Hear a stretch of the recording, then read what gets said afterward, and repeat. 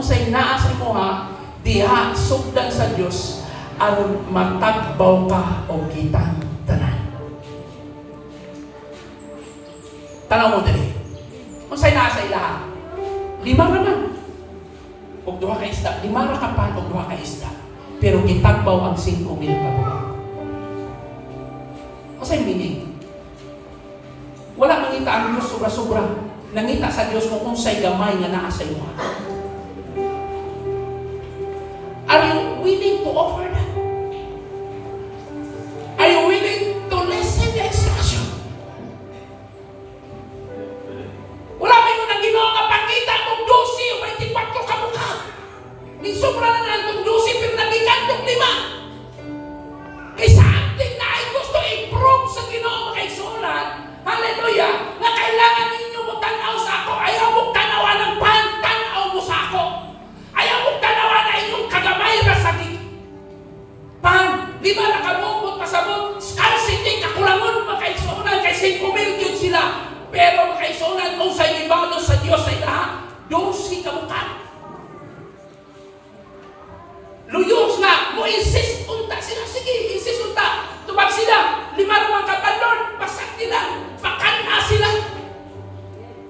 Hallelujah. Tanaw mo na rin. Importante lang. Willing ka. Mugib kung usay na sa imo. Nangita si Philip sa Adam Naratives. Kalimang kay naman isulat po sa Juan. Ipili lang ako si Dr. Locke na iyang writings. Ang ako i-expose. Pero dito sa Juan, isulti niya ni dito nga. Si Philip nangita dito.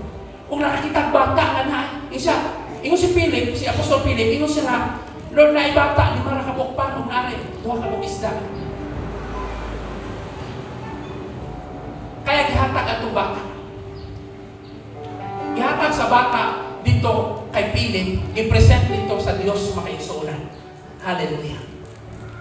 O dito siya isugdan pagpamuhat sa Ginoo.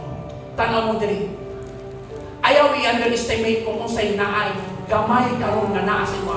Gamay nga gift, gamay nga resources, gamay nga kaalam, gamay nga kahibalo makaigsunan.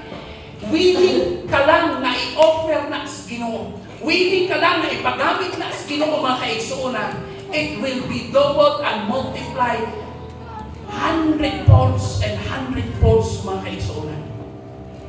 Ako mutuwa na. And I already experienced that. Hello, napaba mo diha makaigsunan. Ayaw pag-ibig kung unsay naa sa imuha. Yes, kato akong ingon kaganina. Kay diha, unsay naa sa imuha, diha sugdan sa Dios, aron magtagbaw tang tanan, magtagbaw ka. Importante lang na kay willingness sa pagpagamit, sa paghatag ng Diyos Ginoo. Hello, kamusta ba ang ato ang spiritual maturity